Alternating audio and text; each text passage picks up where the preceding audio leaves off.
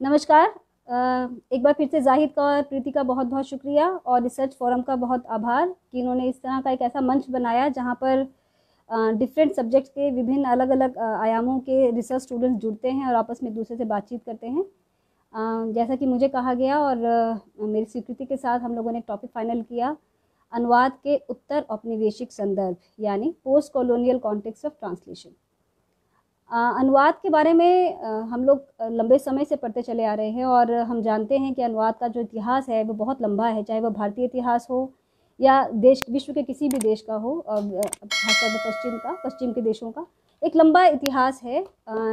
लेकिन जब हम अनुवाद के उत्तर औपनिवेशिक संदर्भ में बात करते हैं तो इसके मायने थोड़े बदल जाते हैं। हमें ये जानना होगा कि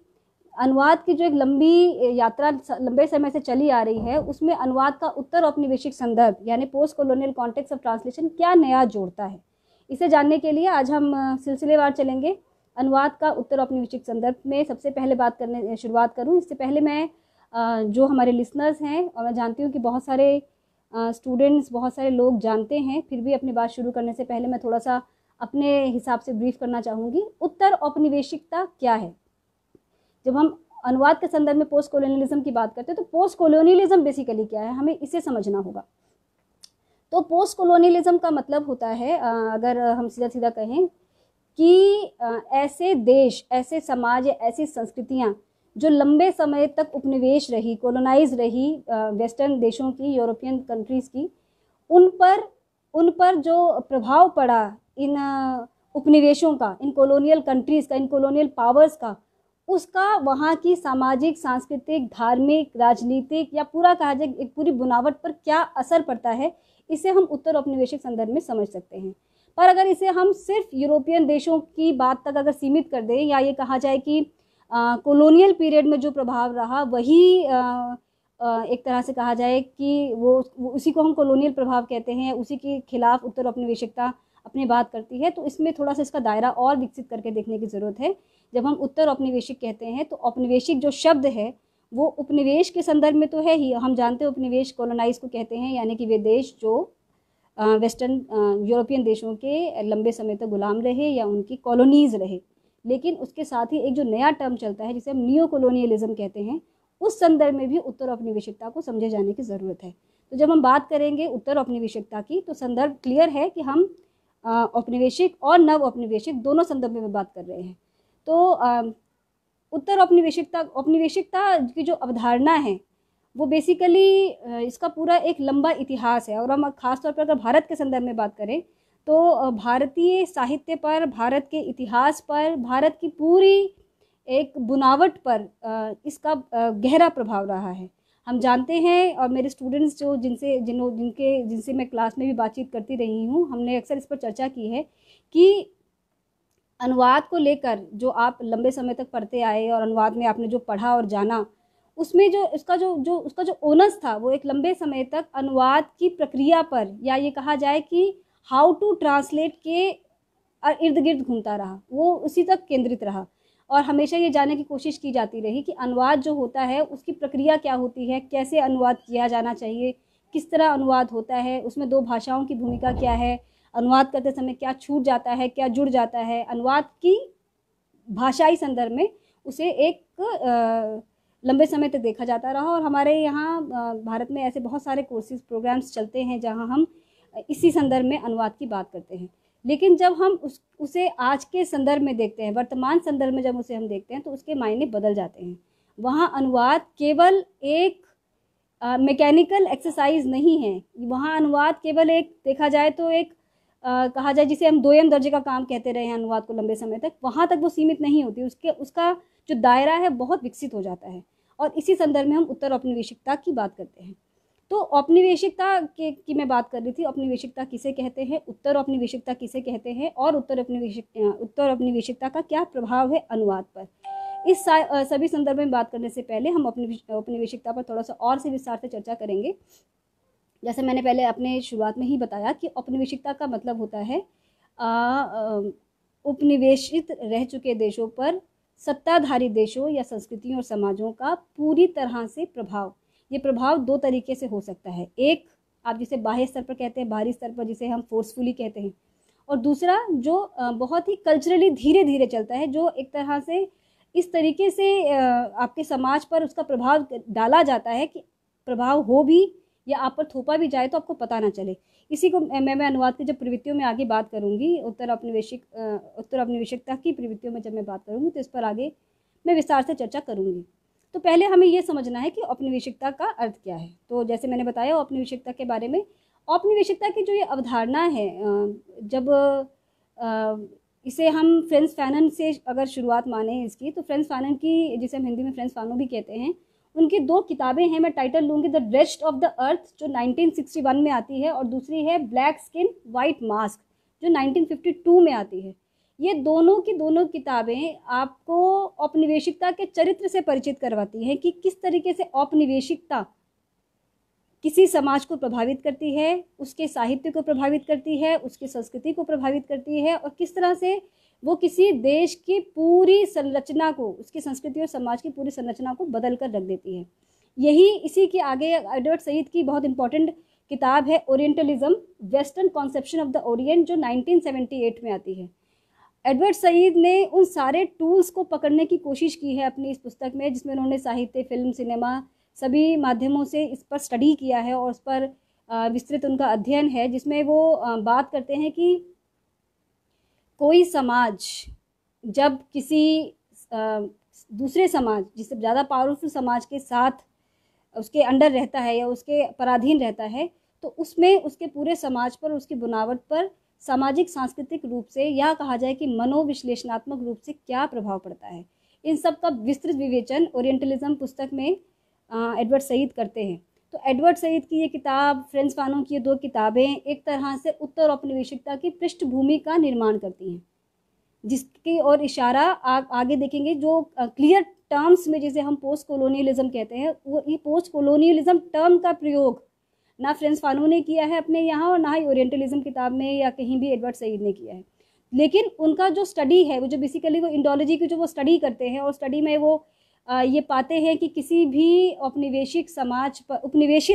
औपनिवेशिक समाज का जो प्रभाव होता है वो किस तरह होता है, और किस तरह एक लंबे अमनेशिया में, एक लंबे कहा जाए कि विस्मरण में अपने समाज, अपनी संस्कृति, अपनी पृष्ठभूमि, अपनी मान्यताएं, अपनी आस्थाएं, अपने इतिहास से किस तरीके से हमारे समाज को विस्मृत किया जाता है, ये पूरा इसमें वो स्टडी करते हैं। और इसमें वो उदाहरण सहित बात करते हैं कि किस तरह कोलोनियलिज्म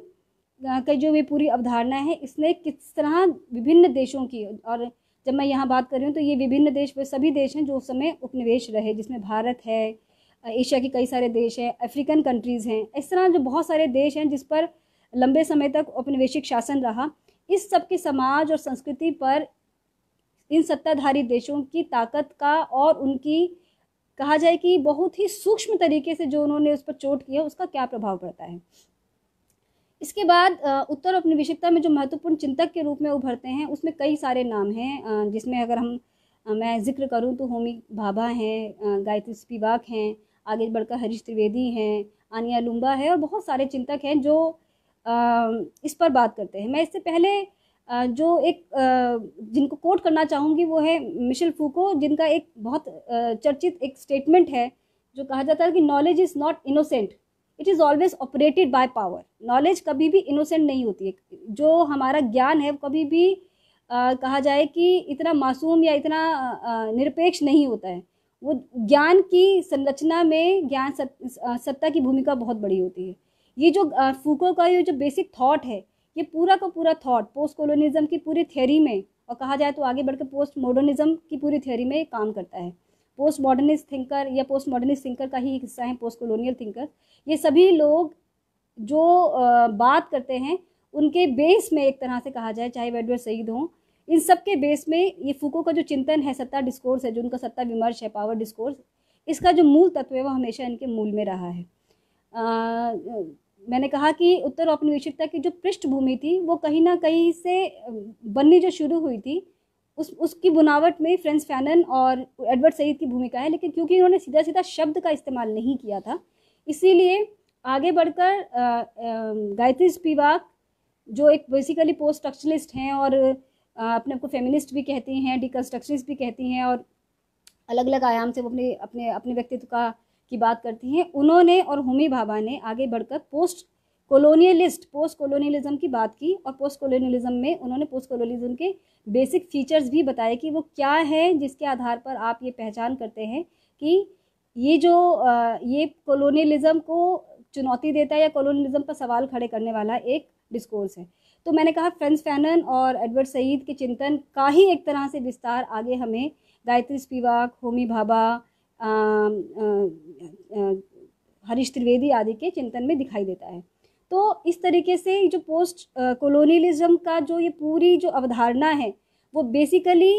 कॉलोनियल मानसिकता, औपनिवेशिक मानसिकता का समाज पर जो प्रभाव पड़ा है उसको चुनौती देता हुआ इसका स्वरूप है। और इस चुनौती में उसका जो पूरा स्वरूप है वो पूरी तरह से एक तरह से कहा जाए कि सब कुछ को एक बार फिर से नए तरीके से देखना, यानी कि इतिहास का एक तरह से विखंडन, या कहा जाए कि इतिहास का पुनर्लेखन, इतिहास पर फिर से बात, या वे सभी चीज़ें जिसे हम निर्मित सत्य कहते हैं उन सभी तरह के ट्रुथ को चैलेंज करना। वो ट्रुथ इतिहास के माध्यम से हो सकते हैं, संस्कृति के माध्यम से हो सकते हैं, हमारी परंपराओं के माध्यम से हो सकते हैं, किस तरीके से हम ये सब चीज़ें हमारे व्यक्तित्व का निर्माण करती हैं। तो उसको उस पूरे एक तरह से उसकी भूमिका को, उस पूरे पृष्ठभूमि को चैलेंज करने का या उसको चुनौती देने का काम करता है पोस्ट कोलोनियलिज्म। तो पोस्ट कोलोनियलिज्म हमने समझा कि बेसिकली कोलोनियलिज्म से आगे का, यानी कोलोनियलिज्म पे सवाल खड़े करने का एक माध्यम है। मैं यहाँ पर एक अभय कुमार दुबे की एक कोटेशन पढ़ूंगी, अगर आप इजाज़त दें मुझे तो। मैं एक मिनट, मुझे देखना पड़ेगा, एक सेकेंड। तो जैसा मैंने कहा कि पोस्ट कोलोनियलिज्म कोलोनियलिज्म से आगे का चिंतन है, और कोलोनियलिज्म के द्वारा जो भी सामाजिक सांस्कृतिक रूप से जो भी बुनावट की गई इन कॉलोनियल सोसाइटीज़ की, इन समाजों की, उस पर सवाल खड़े करता है। अभी मेरे पास यहाँ खुल नहीं रहा है, तो मैं अभी कुमार दुबे को फिर अगर बीच में हो सका तो पढ़ूंगी। इस तरीके से हम पोस्ट कोलोनियलिज्म की बात करते हैं। अब इसे देखना ज़रूरी है कि पोस्ट कोलोनियलिज्म या पोस्ट कोलोनियल जो लिटरेचर है या पोस्ट कोलोनियलिज्म की जो अवधारणा है उसे हम कैसे पहचानते हैं, किस तरह हम देखते हैं कि ये इसके कौन कौन से महत्वपूर्ण प्रवृत्तियाँ हैं, कौन से महत्वपूर्ण फीचर्स हैं जिसके माध्यम से हम ये जानते हैं कि ये पोस्ट कोलोनियलिज्म है। तो पोस्ट कोलोनियलिज्म की जो महत्वपूर्ण प्रवृत्तियाँ हैं उनकी अगर हम बात करें तो जो सबसे पहली जो महत्वपूर्ण प्रवृत्ति है वो है यूरो केंद्रिता, यानी यूरोसेंट्रिज्म का विरोध। यूरो केंद्रिता का विरोध मतलब हम जानते हैं कि बहुत लंबे समय तक बहुत सारे देश विभिन्न यूरोपियन देशों के गुलाम रहे या उनकी कॉलोनीज़ रहे। तो उस दौरान एक कहा जा सकता है कि उसका पूरा प्रभाव उनकी सामाजिक सांस्कृतिक बुनावट पर पड़ता है। उसी सारी सामाजिक सांस्कृतिक बुनावट को चुनौती देता है उत्तर औपनिवेशिकता, यानी पोस्ट कोलोनियलिज्म। तो जिस यूरोसेंट्रिज्म की स्थापना की गई थी कॉलोनियल पीरियड में, और हम जानते हैं हमारे पास ऐसे बहुत सारे उदाहरण हैं, मैं अनुवादों के माध्यम से आगे आपसे बात करूंगी कि जो कॉलोनियल पीरियड में जो अनुवाद हुए उस अनुवाद के पीछे के जो उद्देश्य थे वो उद्देश्य भी इन कोलोनाइज देशों की एक अलग छवि, जिस ऐसी छवि जो उनके अपने साहित्य से निर्मित नहीं होती, उनके इन विभिन्न यूरोपीय देशों द्वारा या कॉलोनियल देशों द्वारा कॉलोनियल देशों द्वारा जो अनुवाद किए गए विभिन्न पाठों के, उन पाठों के माध्यम से ये पूरे विश्व में हमारी एक तरह से कहा जाए कि हमारी पहचान बनाते हैं। इसीलिए बहुत ज़रूरी है कि पोस्ट कोलोनियलिज्म यूरोसेंट्रिज्म का विरोध करता है। तो यानी कि वह सत्य, वह इतिहास, वह सारे फैक्ट्स या हमारी या किसी भी कॉलोनाइज देश की जो पहचान यूरोपियन मानसिकता से जो बनाई गई या कॉलोनियल मानसिकता से जो बनाई गई, उस सारी मानसिकता को, उसके इतिहास को और उस तक जो आज तक जो भी उसकी जो निर्मित हुई उस पूरी निर्मित को अनडू करने की या उसको फिर से देखने की बात करता है पोस्ट कोलोनियलिज्म। दूसरा जो इसमें महत्वपूर्ण तत्व है वह कॉन्सेप्ट ऑफ ये कहा जाए कि अदर,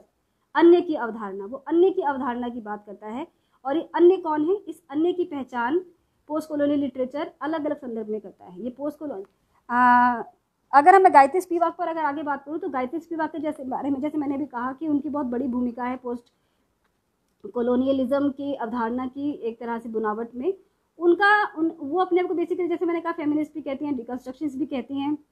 मार्क्सिस्ट भी कहती हैं, वो अलग अलग तरीके से अपने व्यक्तित्व की बात करती हैं। तो उनकी जो पुस्तक है द पोस्ट कोलोनियल क्रिटिक, और उसके अलावा उनका जो बहुत चर्चित निबंध है कैन द सबाल्टर्न स्पीक। तो जब हम गायत्री स्पिवाक की बात करते हैं तो गायत्री स्पिवाक के यहाँ पोस्ट कॉलोनियलिज्म दोनों चीज़ों को साथ लेके चलता है। जैसे मैंने कहा कि नव जो औपनिवेशिकता है उसके जो अलग जो प्रभाव है और उत्तर औपनिवेशिकता, जो दो अलग अलग अवधारणाएं हैं उसकी पूरी एक तरह से कह सकते हैं छवि या उसका काउंटर आप देख सकते हैं इनके यहाँ, गायत्री स्पिवाक के यहाँ। तो मैं अब जो मैंने कहा अन्य की अवधारणा, तो ये अन्य पोस्ट कॉलोनियल समाज में अन्य किससे बनता है? ऑब्वियस है कि ये अन्य वह है जिसको अब नव स्वतंत्र या आज़ाद हो चुके हुए देश या जो कॉलोनियल मानसिकता को चुनौती देने वाली शक्तियां हैं वे उस अन्य के रूप में उससे देखती हैं जिसने उस पर शासन किया। तो यानी कि सीधी सी बात है, वे औपनिवेशिक ताकतें उनका अन्य है, उनका अदर है, जिस पर वो सवाल करती हैं और जिसके लिखे हुए प्रत्येक अक्षर पर, यानी कि हमारे संदर्भ में या कॉलोनाइज देशों के संदर्भ में जो निर्मितियां हैं उन पर पूरी तरह से सवाल करती है और उसको एक तरह से फिर से देखने की बात करती है, जैसा कि मैं पहले कह रही थी। तो ये कुछ एक जो प्रवृत्तियां हैं उसी में आगे अगर हम बढ़े तो इतिहास का पुनर्लेखन यानी री राइटिंग ऑफ हिस्ट्री, ये सब जो पोस्ट कॉलोनियल लिटरेचर की जो खास जो कैरेक्टरिस्टिक्स हैं, जो उसके खास जो फीचर्स हैं, उसमें ये सब चीज़ें आती हैं, जिसमें से एक है इतिहास का पुनर्लेखन। जब हम इतिहास का पुनर्लेखन कह रहे हैं तो इतिहास यानी वह सारा इतिहास जिसने हमारी या कॉलोनाइज देशों की एक अलग छवि या कहा जाए कि जो छवि है उससे अलग एक छवि का निर्माण किया। तो जब ये पोस्ट कॉलोनियल थिंकर्स या पोस्ट कॉलोनियल जो अवधारणा है जब अपने ही इतिहास को यानी हमारे संदर्भ में लिखे गए इतिहास को जब अपनी नज़र से देखती है तो वो उस पर सवाल खड़े करती है, उस पर प्रश्न उठाती है और उन सब सत्यों को चैलेंज करती है जो ट्रांसलेशंस के माध्यम से, यानी कि कहा जाए कि ट्रांसलेशन न भी कहें तो दूसरी तरीके से कहा जाए कि वेस्ट की इंटरप्रिटेशन के माध्यम से आज दुनिया में जो आपकी छवि है। तो ये कॉलोनाइज देश अपने संदर्भ में लिखे गए इतिहास, अपने संदर्भ में लिखे गए फैक्ट्स, उन सबको चुनौती देती है और उनके पुनर्लेखन की मांग करती है, यानी इसकी रीराइटिंग की बात करती है। तो ये पूरी इसकी जो एक अवधारणा है वो पूरी तरह से यूरोसेंट्रलिज्म का विरोध है, उसका विरोध है और उसके विरोध से ही उनका पूरा अपना एक पोस्ट कॉलोनिज्म की जो थ्योरी है और ये पूरी खड़ी होती है। जो मैंने कहा पहले भी कि पोस्ट कॉलोनिज्म जो ताकतें हैं वो किस तरीके से काम करती हैं, तो दो तरीके से मैंने कहा कि एक तो कॉलोनियल ताकतें किस तरीके से काम करती है। मैंने कहा दो तरीके से, एक होता है कि जिसे हम कह सकते हैं कि एक्सटर्नली या बाहरी रूप से या भौतिक रूप से जिसका सीधा प्रभाव आप दिखता है। ऐसी स्थिति में आप हमारे सामने ऐसे बहुत सारे उदाहरण हैं अगर हम भारत के संदर्भ में बात करें, जहाँ छोटे छोटे आंदोलन अंग्रेज़ों के खिलाफ होते रहे, जहाँ अंग्रेज़ों के खिलाफ ये आंदोलन हुए और चाहे सफल हुए चाहे असफल हुए, लेकिन वो प्रयास भारत में देखे जा सकते हैं। 1857 का हो, 1947 का हो, उससे बीच में छोटे छोटे बहुत सारे प्रयास हमें याद हैं, हम इतिहास जानते हैं। वो सारे प्रयास उसी का प्रमाण है जिसे हम कहते हैं कि बाह्य रूप से जिसका प्रभाव दिखाई देता है। यानी जब इन कॉलोनियल देशों ने कॉलोनाइज देशों पर, अपनी कॉलोनीज पर, अपने उपनिवेशों पर जब सत्ता हस्तांतरण के समय या किसी भी तरीके से जब उन पर अपना आधिपत्य जमाया, तो जो आधिपत्य दिखाई दिया उसका विरोध तो हमें हमारे समाज में दिखाई देने लगता है। लेकिन एक आधिपत्य जमाने का जो तरीका था वो बहुत सांस्कृतिक किस्म का, जिसे कहते हैं बहुत ही सटल तरीके से, बहुत ही सूक्ष्म तरीके से उस पर किसी संस्कृति पर अपनी पकड़ बनाना और इस तरीके से पकड़ बनाना कि आपको पता भी ना चले कि आप पर उसका क्या प्रभाव पड़ा। इसी को हम सांस्कृतिक वर्चस्ववाद, जिसे हम कल्चरल हेजेमनी भी कहते हैं। एंटोनियो ग्राम्शी ने कल्चरल हेजेमनी की बात की है, उसी को आगे बढ़ाते हुए पोस्ट कॉलोनियलिज्म भी इसकी बात करता है कि कल्चरल हेजेमनी का विरोध करना भी पोस्ट कॉलोनियलिज्म की एक प्रवृत्ति है, एक उसका कैरेक्टरिस्टिक है। तो जो कल्चरली जो किसी भी कॉलोनाइज समाज को जो हेजेमनाइज किया, उस समाज को जो आधिपत्य जमाया, उस सब पर सवाल खड़े करने का काम पोस्ट कॉलोनियलिज्म करता है। और हम जानते हैं कि भारत के संदर्भ में इसके प्रमाण हम देख सकते हैं। हमारी सांस्कृतिक, हमारी सामाजिक और हमारे रोज़मर्रा के व्यवहार में ये सारी चीज़ें हमें दिखाई देती हैं और हम उसको चुनौती देते हैं, वो अलग बात है। लेकिन वो चीज़ें इतनी बारीक हमारे व्यक्तित्व के अंदर है कि हम ठीक से पहचान भी नहीं पाते कि ये सब किस तरीके से हमारे व्यक्तित्व का या हमारी संस्कृति का हिस्सा बन गई। तो इसी कल्चरल हेजेमनी को चुनौती देने का काम भी पोस्ट कोलोनियलिज्म करता है। तो कुछ एक जैसे मैंने बताया, यूरो केंद्रिता का विरोध, अन्य की अवधारणा, इतिहास का पुनर्लेखन, सांस्कृतिक वर्चस्ववाद पर प्रश्न खड़े करना, ये सब उसके बेसिक कैरेक्टरिस्टिक्स है पोस्ट कोलोनियलिज्म के, जिसकी बात अलग अलग तरीके से अलग अलग ये थिंकर्स अपने यहाँ करते हैं। एक और जो पोस्ट कोलोनियलिज्म में जो एक और जो खासियत, जो एक अन्य बिंदु दिखाई देता है, वो है इन पोस्ट कोलोनियल थिंकर्स या इन post colonial writers, post colonialism की थ्योरी में विश्वास करने वाले, चाहे वो किसी भी रूप में, चाहे वो संगीत साहित्य के माध्यम से हो, अन्य सांस्कृतिक विधाओं के माध्यम से हो, उसमें स्थानीय संस्कृति तथा विशेषताओं के प्रति अति मोह, ये कह सकते हैं कि जब आप अपने अन्य को लेकर एकदम स्पष्ट हो जाते हैं, जब आपके सामने आपका अदर एकदम क्लियर हो जाता है कि ये मेरा अदर है, अदर यानी जब हम अदर कह रहे हैं तो इस संदर्भ में हमारा शत्रु, हमारा काउंटर, जिसे आप चैलेंज कर रहे हैं। तो जब आपका अन्य यानी आपका अदर जब स्पष्ट हो जाता है, तो उसका विरोध करना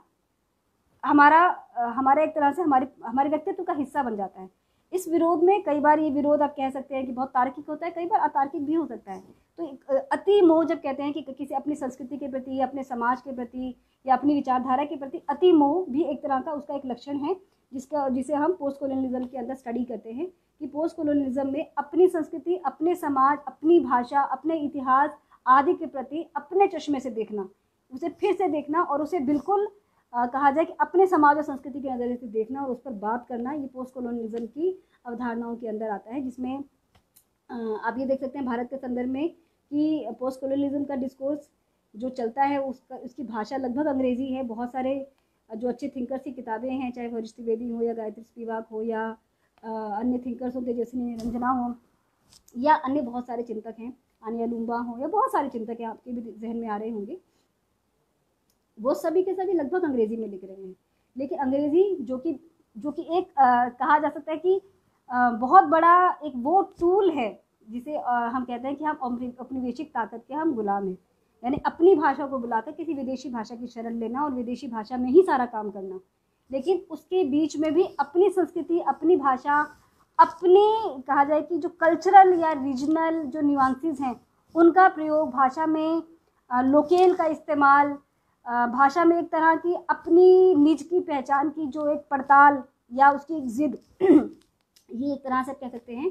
कि विदेशी भाषा में लिखते हुए भी अपनी और अपने निजत्व की जो जिद है या जो एक तरह का जो एक हट है, वो भी एक पोस्ट कोलोनियलिज्म का एक वन ऑफ द कैरेक्टरिस्टिक्स है, जिसमें हम देखते हैं कि पोस्ट कोलोनियलिज्म जिस यूरो सेंट्रलिज्म का विरोध कर रहा है, और अगर इसको हम नव उपनिवेशवाद के संदर्भ में देखें तो हमें इसे यूरो सेंट्रिज्म से आगे बढ़कर व्यापक संदर्भ में देखना होगा कि सिर्फ यूरो सेंट्रिज्म अब नहीं है, अब तो बहुत सारे और भी ताकतवर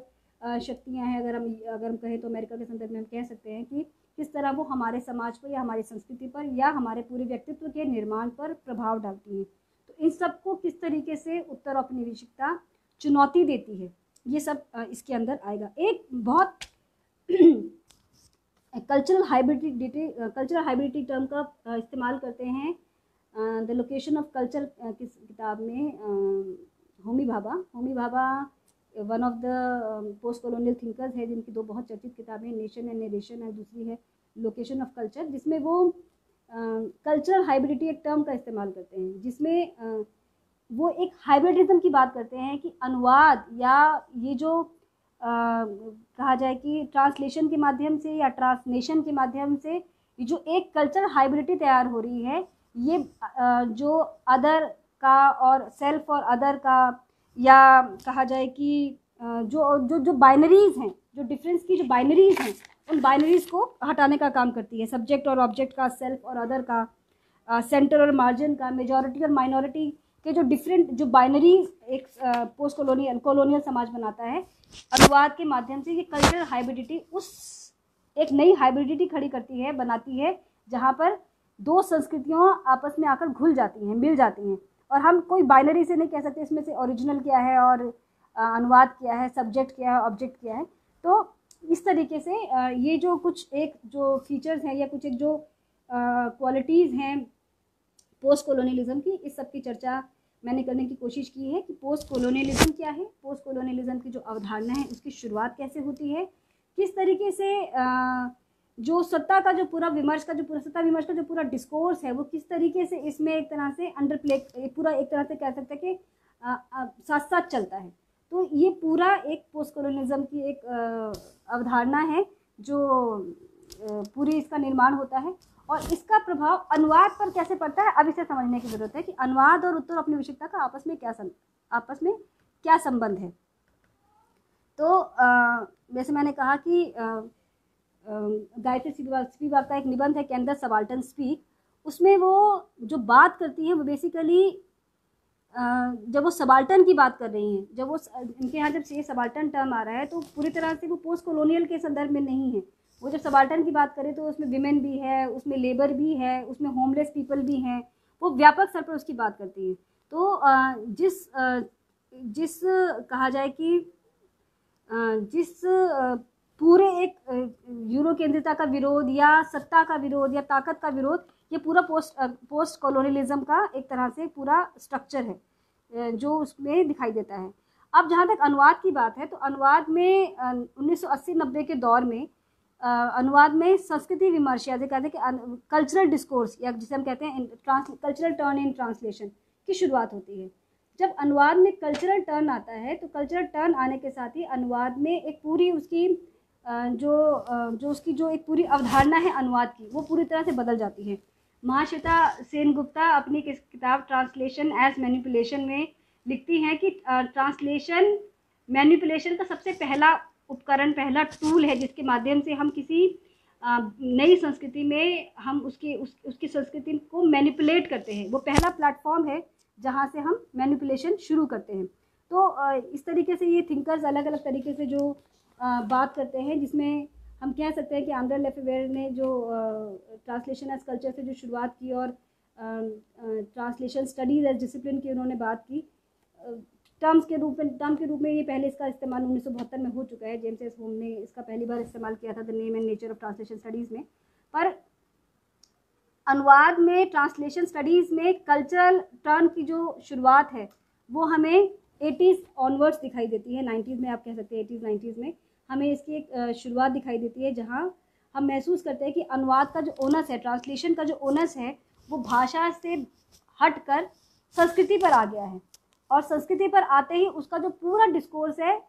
एकदम बदल जाता है, क्योंकि जब तक अनुवाद को एक भाषाई प्रक्रिया, एक लिंग्विस्टिक एक्सरसाइज माना गया, एक लिंग्विस्टिक एक्टिविटी माना गया, तब तक अनुवाद का जो दृष्टिकोण था अनुवाद के प्रति वो बिल्कुल अलग था। यानी कि अनुवाद कैसे किया जाए, और हमारे पास नायडा से लेकर कैटफर्ड बहुत सारे अलग अलग थिंकर्स हैं जिनका ट्रांसलेशन में बड़ा योगदान है भाषाई दृष्टि से, जिन्होंने डायनेमिक इक्विवेलेंस की बात की, शिफ्ट थियोरी की बात की कैटफर्ड ने, और विभिन्न चिंतकों ने अलग अलग तरीके से, जैकबसन ने अपनी थियोरी की। लेकिन ये सारी की सारी थियोरीज जो भाषा केंद्रित है, उससे अलग ट्रांसलेशन स्टडीज जब कल्चरल टर्न की बात करता है, वो कल्चरल टर्न अनुवाद में आते ही अनुवाद का जो पूरा ओनस है, जो ट्रांसलेशन स्टडीज़ का जो ओनस है, वो पूरी तरीके से बदल कर भाषा की जगह संस्कृति पर आकर ठहर जाता है। इसकी शुरुआत आप इवान जोहार की पोलिस सिस्टम थ्योरी से मान सकते हैं। लेकिन जिस तरह मैंने कहा कि गायत्री स्पिवाक और होमी भाभा के जो पोस्ट कॉलोनियलिज्म की जो थ्योरी है, उसके पीछे कॉलोनियलिज्म की जो थ्योरी है उसका प्रभाव, या उसी का एक काउंटर इफेक्ट है, उसके उसी का आगे की बात है जो एडवर्ड सईद और फ्रांस फैनन अपने चिंतन में कर रहे थे। उसी को आगे एक तरह से जो पोस्ट स्ट्रक्चरलिस्ट गायत्री स्पिवाक हैं, होमी भाभा हैं, इन लोगों ने आगे से अपने तरीके से बढ़ाया। उसी तरीके से हम देख सकते हैं कि जो गिडियन टोरी और इवान जोहार की जो पोलिस सिस्टम थ्योरी है और गिडियन टोरी का जो उसमें योगदान है, वहाँ से एक तरह से ट्रांसलेशन में संस्कृति की भूमिका का महत्व शुरू हो गया था। उसे केवल एक भाषाई गतिविधि या भाषाई प्रक्रिया तक सीमित नहीं माना जा रहा था। माना जा रहा था कि अनुवाद, किसी भी पाठ के अनुवाद में संस्कृति की भूमिका भाषा से भी ज़्यादा महत्वपूर्ण है। इसकी संस्कृति ये तय करती है कि हम अनुवाद क्यों करते हैं, और उसके जो विभिन्न आयाम हैं उस पर वहाँ से बातचीत शुरू होती है। लेकिन उसके आगे सूजन बेसनेट और आंद्रे लेफेवेरे अपने चिंतन में ट्रांसलेशन स्टडीज़ में कल्चरल टर्न की जब बात करते हैं तो इसका पूरा ओनस बदल जाता है और अनुवाद में कल्चरल टर्न की शुरुआत होती है। कल्चरल टर्न आते ही अनुवाद का जो दृष्टिकोण है पूरा बदल जाता है, और अनुवाद में कैसे अनुवाद किया जाए से बदल कर अनुवाद क्यों किया जाता है, यानी अनुवाद करने के पीछे के जो कारण थे, उन कारणों की पड़ताल, उन कारणों की तलाश अनुवाद में किया जाना शुरू होता है। और सूजन बेसनेट कहती भी हैं कि अनुवाद में अब जो उसकी जो केंद्रीय इकाई है वो बदल गई है। अब उसकी केंद्रीय इकाई संस्कृति है।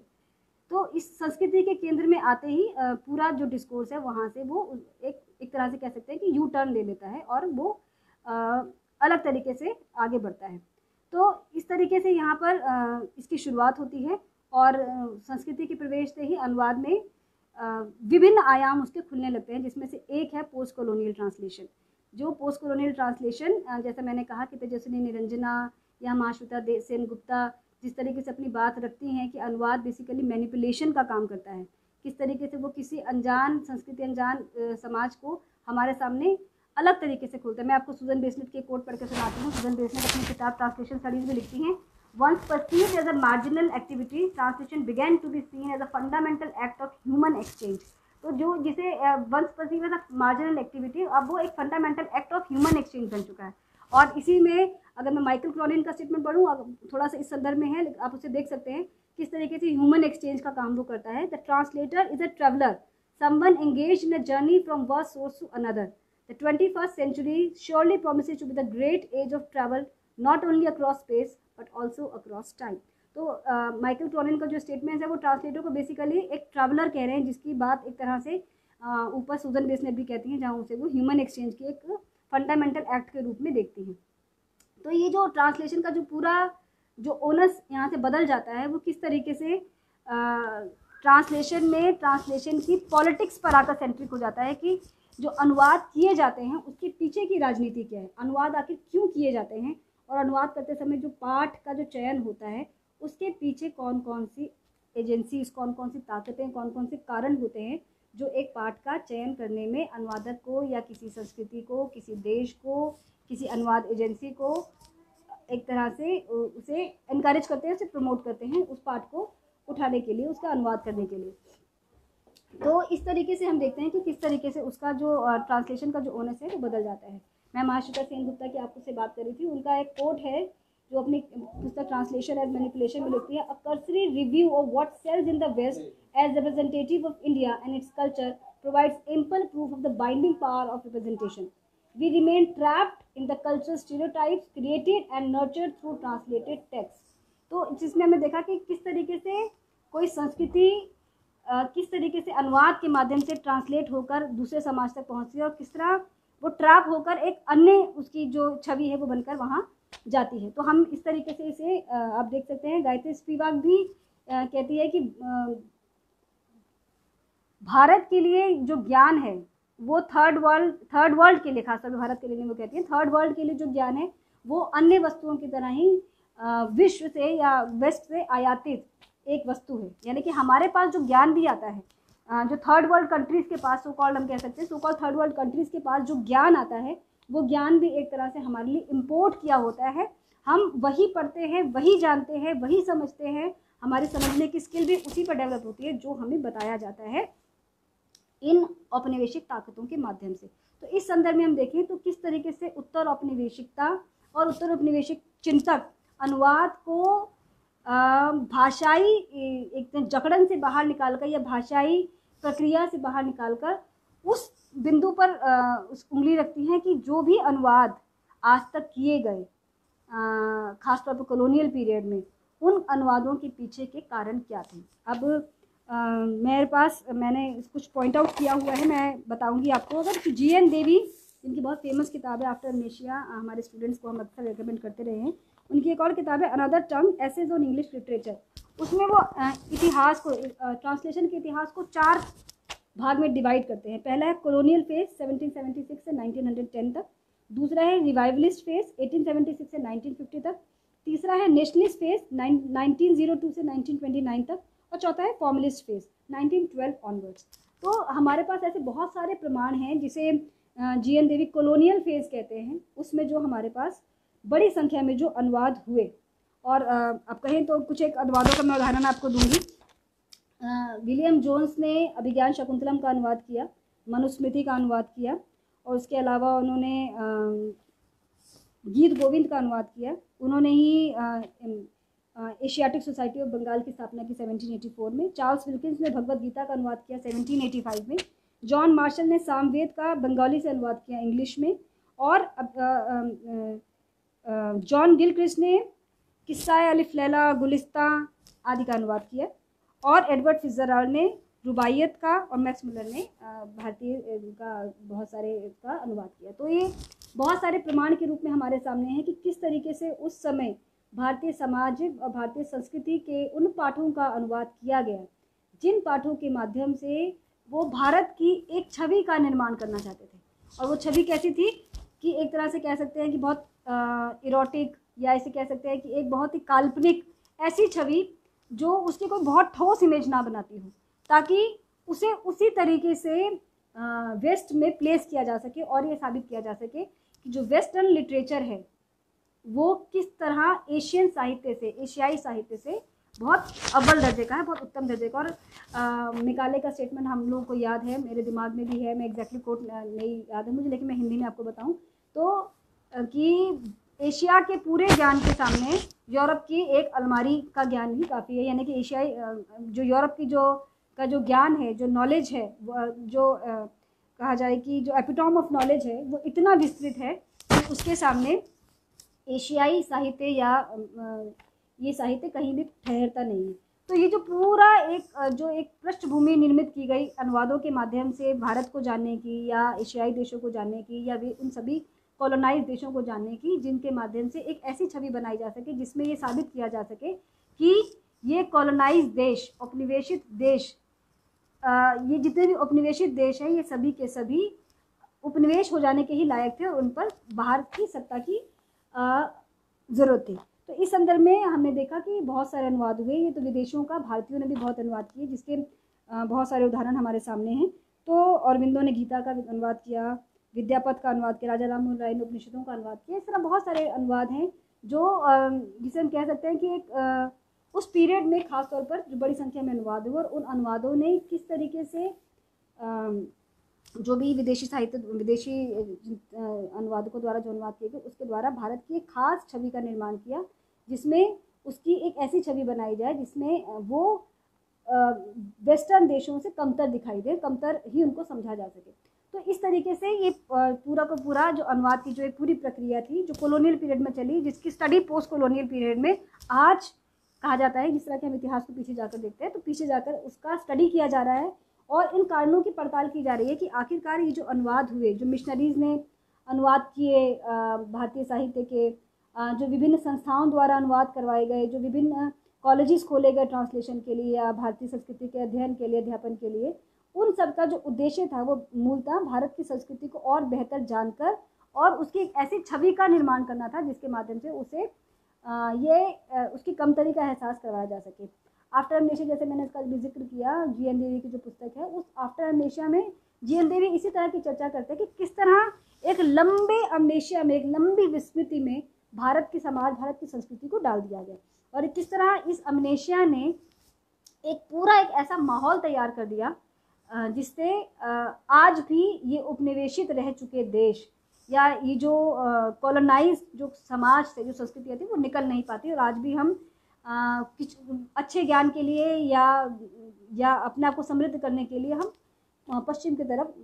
मुँह उठाते हैं या हम पश्चिम की तरफ देखते हैं। तो ये पूरी जो मानसिकता थी, उस पूरी की पूरी मानसिकता को चैलेंज करने का, उस पूरी मानसिकता को स्टडी करने का काम उत्तर औपनिवेशिकता करती है उसकी अवधारणा, और अनुवाद के माध्यम से जो अनुवाद का उत्तर औपनिवेशिक संदर्भ है वो उसी वैचारिकता को, उसी थॉट को रीस्टडी करता है और उस पर बात करता है। मैंने आपको भी महाश्वेता सेनगुप्ता का एक स्टेटमेंट पढ़कर सुनाया। मैं आपको एक दो और संदर्भ में अगर मैं कहूँ तो जैसे मैंने कहा कि कैन द सबाल्टर्न स्पीक, जो गायत्री स्पिवाक का जो निबंध है, वो निबंध बेसिकली वो सबाल्टर्न डिस्कोर्स के कॉन्टेक्स्ट में कह रहे हैं, लेकिन वो अपने यहाँ जो अदर का जो वो निर्माण करती हैं, उनके अदर में थर्ड वर्ल्ड के नेटिव्स, होमलेस पीपल, विमेन, और जितना भी एक तरह से कहा जा सके भारत का या थर्ड वर्ल्ड कंट्रीज़ का जो दलित दमित समाज है उसकी एक चिंता वो वहाँ करती हैं और सवाल करती हैं कि क्या इनके अधिकार की बात कभी की जाएगी, क्या उनको सुना जाएगा। जब शेरी साइमन, जो जेंडर एंड ट्रांसलेशन की एक तरह से कहा जा सकता है कि ट्रांसलेशन जेंडर के पर्सपेक्टिव से ट्रांसलेशन की जिस तरह से कह सकते हैं कि एक तरह से प्रवर्तक हैं, वो अनुवाद को एक कॉन्टैक्ट जोन के रूप में देखती हैं, यानी कि एक ऐसी जगह जहाँ दो सेपरेटेड कल्चर एक जगह आकर मिलते हैं, और ये जो मिलने की जो प्रक्रिया है उसमें एक डोमिनेंट होता है और एक डोमिनेटेड होता है। तो ट्रांसलेशन के माध्यम से, या ट्रांसलेशन का जो लंबा इतिहास हमारे सामने है, ट्रांसलेशन स्टडीज़ से पहले, या कहा जाए कि 80s-90s से पहले का जो पूरा एक लंबा ट्रांसलेशन का जो हमारे सामने इतिहास है, वो बेसिकली ट्रांसलेशन की बाइनरीज की ही बात करता है, जहाँ बहुत सारे ऐसे टर्म्स हैं जहाँ आप मूल में और अनुवाद में, या मूल में और लक्ष्य में, स्रोत में और लक्ष्य में, सोर्स टेक्स्ट में और टारगेट टेक्स्ट में एक बेसिक डिफरेंस देखते हैं, जहाँ मूल को, ओरिजिनल को, यानी सोर्स को ओरिजिनल कहा जाता है और ट्रांसलेशन को कॉपी, जहाँ मूल को ओनर कहा जाता है और ट्रांसलेशन को टेनेंट, जहाँ मूल को एक तरह से ऊपर कहा जाता है उसको नीचे, यानी मूल को फर्स्ट मतलब पहली फर्स्ट सिटीजनशिप मिलती है साहित्य की दुनिया में, और अनुवाद को सेकंड सिटीजनशिप। इसी तरीके से हम लोगों ने जितने भी अनुवाद को लेकर जो क्लिशे सुनते सुनते हम लोग आज तक बड़े हुए हैं कि अनुवाद एक दोयम दर्जे का कार्य है, translation is a predator, translation is a traitor, translation is a traitor, अनुवादक एक प्रपंचक है, अनुवाद दोयम दर्जे का कार्य है, अनुवाद मूल की नकल है, अनुवाद करते समय मूल का बहुत कुछ छूट जाता है, अनुवाद करते समय मूल का बहुत कुछ खो जाता है। ये सारे के सारे जो स्टेटमेंट्स हैं, ये सारे के सारे अनुवाद को लेकर जो हमारी अवधारणाएं हैं, ये सारी अवधारणाएं कॉलोनियल माइंडसेट से बनी हुई अवधारणाएं हैं, जहां हम मान के चलते हैं कि जो निष्ठा है, जो फाइडेलिटी है ट्रांसलेशन के प्रति, वो पूरी की पूरी मूल के प्रति होनी चाहिए, अगर वो डोमिनेंट सोसाइटी का टेक्स्ट है तो। और अगर यही जब पूरी अवधारणा, जब डोमिनेटेड सोसाइटी का टेक्स्ट जब अनुवाद किया जाता है, तो ये अवधारणा बदल जाती है और वो डोमिनेंट के पक्ष में जाकर ये निष्ठा बैठ जाती है। तो ये जो पूरी जो अनुवाद की जो अवधारणा है, जिसमें अनुवादक को बहुत ही निम्नतम दर्जे का स्थान साहित्य की दुनिया में मिला है, जिसे हम एक आउटसाइडर की तरह ट्रीट करते हैं, जिसे हम पैसा दे देते हैं अनुवादक को या अनुवादिका को, और उससे ये उम्मीद करते हैं कि वो किताब के पूरे कलेवर में कहीं भी उसका ना नाम होगा, ना उसकी छवि होगी, ना उसके कॉपीराइट होगा, कुछ नहीं, एक लमसम पैसा देकर उसका काम खत्म हो जाता है। लेकिन जब हम ट्रांसलेशन स्टडीज़ में post colonial, post modern discourse के संदर्भ में इसको बात करते हैं, या हम जेंडर के कॉन्टेक्स्ट में बात करते हैं, या इवन हम सबाल्टर्न के कॉन्टेक्स्ट में बात करते हैं, तो वहाँ ट्रांसलेटर की भूमिका सेकेंड सिटीजन की नहीं है। वहाँ ट्रांसलेटर की भूमिका ओरिजिनल राइटर की तरह है, क्योंकि वहाँ वह ट्रांसलेशन को जब दूसरी भाषा, दूसरी संस्कृति, दूसरे समाज में ले जा रहा है, तो वो केवल अनुवाद नहीं कर रहा है, उसे विस्तार दे रहा है, जिसकी बात देरिदा अपने यहाँ करते हैं अपनी विखंडन की थ्योरी में, डिकंस्ट्रक्शन की थ्योरी में। वो लिखते हैं कि जो ट्रांसलेशन है, जो अनुवाद है, अनुवाद की जो वो चर्चा करते हैं, वहाँ पर ट्रांसलेटर जो है वो राइटर के इक्वल बैठता है, यानी कि वो उसके यहाँ कोई बाइनरी नहीं है। ट्रांसलेटर ओरिजिनल राइटर की कोई बाइनरी नहीं है। जब बाइनरी नहीं है तो ट्रांसलेटर का काम भी उसी तरीके से उतना ही महत्वपूर्ण हो जाता है जितना मूल लेखक का, और इस तरीके से वो एक लार्जर पर्सपेक्टिव में, एक लार्जर कहा जाए कि लार्जर कंट्रीब्यूशन उसका साहित्य के संदर्भ में हो जाता है। तो इस तरीके से उसकी भूमिका बदल जाती है, और जब उसकी भूमिका बदल जाती है तो उस भूमिका बदलने के साथ उसे बहुत सारे अधिकार देने की बात भी अलग अलग चिंतकों ने की है, जिसमें लॉरेंस वेनिटी जो अनुवाद के चिंतक हैं, ट्रांसलेटर की विजिबिलिटी की बात करते हैं, जिसमें ट्रांसलेटर को विजिबल होना चाहिए। विजिबल के संदर्भ में कि जब वो अनुवाद करे तो अनुवाद करते समय 2-3 तरीके से विजिबिलिटी की वो बात करते हैं कि जब वे अनुवाद करे कोई पाठ, अनुवाद करते समय इतना मूल में, या कहा जाए कि इतना ज़्यादा वो जिसे हम बोलते हैं कि इतना होमोजेनाइज ना कर दिया जाए, या उसको इतना ज़्यादा उसका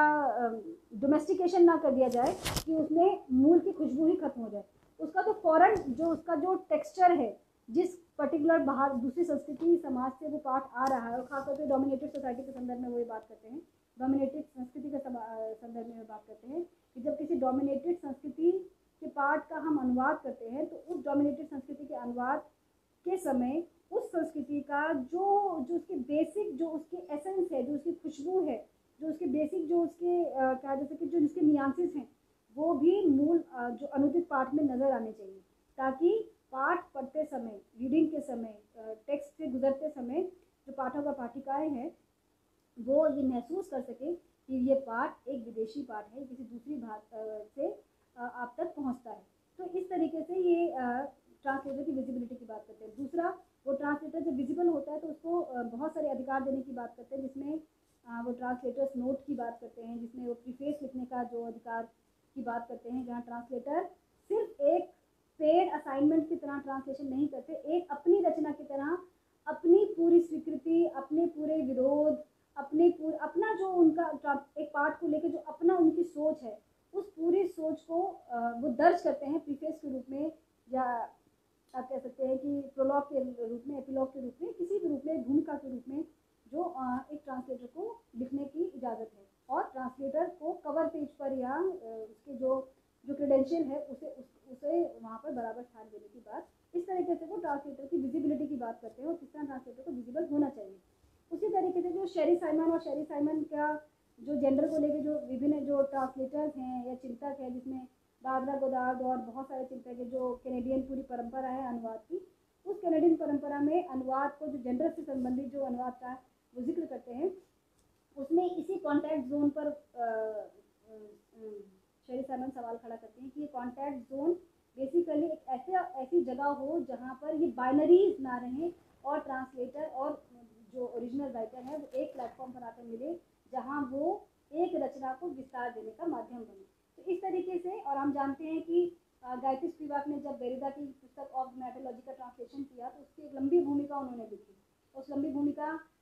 में उन्होंने अपने जितने भी विचार थे वो सब उन्होंने अपने एक ट्रांसलेटर होने के नाते उसमें लिखा। महाश्वेता देवी के ट्रांसलेशन के समय में भी उनका जो केंद्र सबाल्टर्न स्पीच है वो कहीं ना कहीं जो उन्होंने जो विभिन्न अनुवाद किए उन सबसे निकला हुआ उनकी जो पूरी जो सैद्धांतिकी उससे निर्मित होती है। तो इस तरीके से हम देखते हैं कि ट्रांसलेटर को जो वॉइस देने की बात,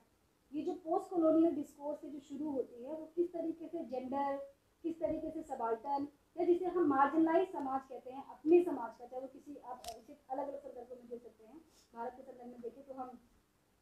दलित की बात करते हैं, स्त्री की बात करते हैं, आदिवासी की बात करते हैं, क्षेत्रीय अस्मिताओं की बात करते हैं, जो रीजनल जो हमारी आइडेंटिटीज हैं उसकी बात करते हैं। तो इस तरीके से जो आवाज़ें जो कहीं जिनको कहीं स्वर नहीं था, जिसके सवाल करती है गायत्री केंद्र सबाल्टर्न स्पीच, उन सबाल्टर्न की आवाज़ भी बनता है पोस्ट कॉलोनियल ट्रांसलेशन का जो डिस्कोर्स है, और वो एक नए तरीके से अपनी बात को रखते हैं। एक जो बहुत इम्पोर्टेंट जो मुझे एक जो चीज़ कहनी थी, जिसका होमी भाभा अपनी पुस्तक नेशन एंड नरेशन में जो जिक्र करते हैं, वो ट्रांसलेशनल और ट्रांसलेशनल की बात करते हैं। ट्रांसलेशन किस तरह और ट्रांसलेशन किस तरह। तो वो कहते हैं कि post colonial discourses are rooted in history of cultural displacement. जो पोस्ट कॉलोनियल जो डिस्कोर्सेज हैं उनका जो इतिहास है वो इसी कल्चरल डिस्प्लेसमेंट को स्टडी करने का काम करता है।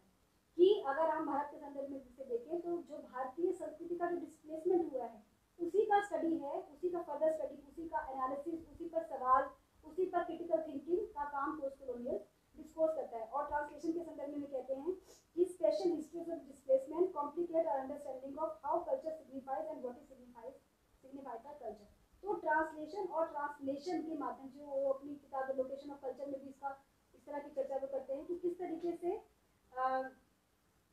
पूरे एक कॉलोनियल पीरियड में जो अनुवाद के जो काम हुए उसने किस तरह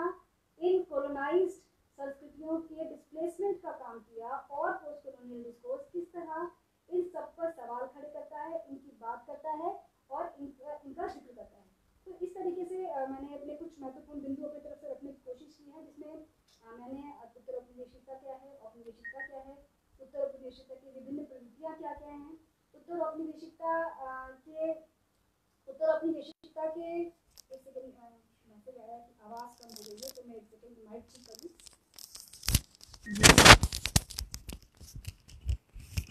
बिल्कुल एक सेकंड जरा मैं माइक ठीक कर लूँ। जी, आवाज़ आ रही है? अब आवाज़ ठीक हुई? तो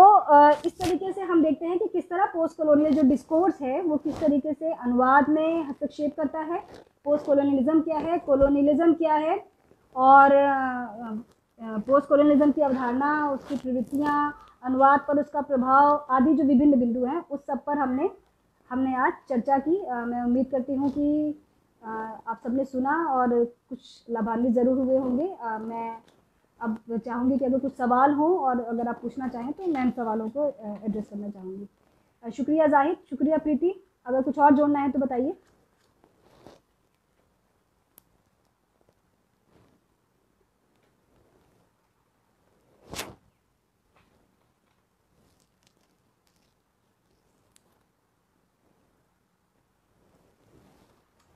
जी,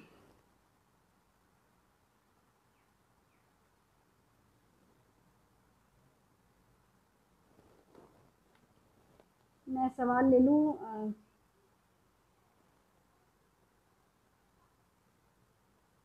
बिल्कुल, टीना लिख रही हैं कि इससे जुड़ी सारी लगभग किताबें अंग्रेजी में ही हैं। जी हाँ टीना, बिल्कुल इसकी जितनी भी पोस्ट कॉलोनियलिज्म की, पोस्ट मॉडर्निज्म की, या हम कहें कि ट्रांसलेशन स्टडीज़ की जो किताबें हैं वो मैक्सिमम अंग्रेजी में हैं। अभी हिंदी में इस पर बहुत काम नहीं हुआ है, ये इसकी एक सीमा है। पर आप सभी लोग कोशिश कर सकते हैं, अगर जो लोग ट्रांसलेशन में काम कर रहे हैं उसमें कुछ नया जोड़ सकते हैं अपनी बात, और आप चाहें तो आगे अपने रिसर्च के माध्यम से हिंदी में इस पर काम कर सकते हैं। शुक्रिया विशोद, एक सेकेंड, कंटिन्यूसली होल्डिंग, ओके। तो कोई सवाल हो पोस्ट थिंकर्स को किस बुक से ज़्यादा बेहतर समझा जा सकता है? गुंजन राघव एक सवाल पूछे कि पोस्ट कॉलोनियलिज्म को, पोस्ट कॉलोनियल थिंकर्स को किस किताब से बेहतर समझा जाता है? देखिए बहुत सारी किताबें हैं, पोस्ट कॉलोनियलिज्म फॉर बिगिनर्स भी है जो ओरिएंट ब्लैक स्वान ने छापी है, आप उससे भी देख सकते हैं। उसके अलावा भी कई सारे लोगों ने इस किताबों को संपादित किया है, लेकिन कुछ महत्वपूर्ण किताबों का जिक्र मैंने अभी किया, जिसमें होमी भाभा की किताबें हैं, गायत्री स्पिवाक की किताबें हैं, हरीश द्विवेदी की किताब है, तेजस्विनी निरंजना की किताब है, इससे पहले मैंने एडवर्ड सईद और फ्रेंस फानन की बात की, उनकी किताबें हैं। इस तरह बहुत सारी अच्छी किताबें हैं जिससे आप स्टडी कर सकते हैं और इसमें आप जोड़ सकते हैं। हमारे स्कूल ऑफ ट्रांसलेशन स्टडीज़ से भी हम लोगों ने इसमें कुछ स्टडी मटेरियल तैयार किया, आप उससे भी चाहे तो पढ़ सकते हैं।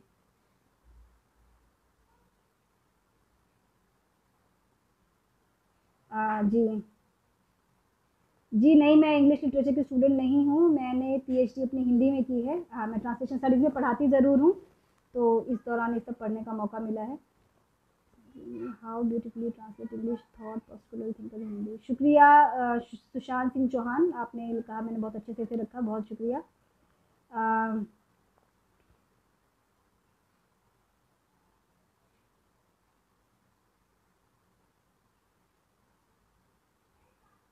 बिल्कुल, एक नेहा शर्मा ने एक सवाल पूछा है कि अदर ईस्ट के एस्पेक्ट में कहाँ जाता है। बिल्कुल, ये जो अदर का कॉन्सेप्ट है इसे आप अलग अलग संदर्भ में समझ सकते हैं। अगर आप दलित साहित्य के संदर्भ में देखेंगे तो दलित का अदर गैर दलित है। अगर आप स्त्री के संदर्भ में इसे देखेंगे तो स्त्री का अदर पुरुष, या कह सकते हैं कि गैर स्त्री समाज, जिसे हम पुरुष समाज कह सकते हैं, या पुरुषवादी समाज कह सकते हैं। पुरुष ना भी कहें तो पुरुषवादी समाज, जो पुरुषवादी मानसिकता से जकड़े हुए लोग हैं वो है। अगर हम आदिवासी संदर्भ में कहें तो आदिवासी लोग अपने से अन्य को दीकू कहते हैं, जो आदिवासी नहीं है, तो उनका अदर उस संदर्भ में ऐसे हो जाता है। अगर हम क्षेत्रीय बात करें तो जो भी, जिसे हम कह सकते हैं कि जो डोमिनेटेड, या जिसे कहें कि एक तरह से कमज़ोर राज्य, या जिस तरह कमज़ोर जिसे हम देखते हैं समाज में, उस सब में उसका जो अदर है जिसको वो डोमिनेंट मानता है। भाषा के संदर्भ में आप कह सकते हैं कि अंग्रेजी एक डोमिनेंट भाषा है, हिंदी या अन्य भाषाएँ डोमिनेटेड भाषा है। अगर हम रीजनल संदर्भ में बात करें तो आपको हिंदी डोमिनेंट भाषा लग सकती है, जो हमारी लोकल लैंग्वेजेस हैं वो डोमिनेटेड भाषाएं हो जाती हैं। तो इस तरीके से ये बदल जाता है अदर, वो किस समाज में किस जगह इसको हम देखते हैं। जी,